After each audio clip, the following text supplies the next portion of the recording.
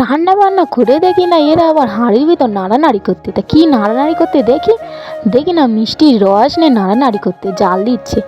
আর এই দিকে দেখো আবার ফোন নিয়ে নাড়ানাড়ি করতে, ফোন দেখতে চান নাড়তে চান, আর দিকে জাল দিচ্ছে আর ফোন দেখতে। তো জাল দেওয়ার পরে দেখো না কি করেছে, কালো ক্যালতানি তৈরি করেছে। তা এইটা এবার আমি আবার থালাতে আবার তেল দিচ্ছি, সাদা তেল। আমি বলি তাও বসা দেখি কি হয়। তো ও আবার ঢালতেছে, তা দেখো কালো যেন পিস ঢালতেছে থালায়। এটা আমরা বাদাম চাপা করতেছি, আমি আর আমার যা মিলে এই কালো পিচ তৈরি করে দিচ্ছি। তো জীবনে করিনি, তো তাই জন্য আমি প্রথমবারে কালো পিচ তৈরি করে দিচ্ছি।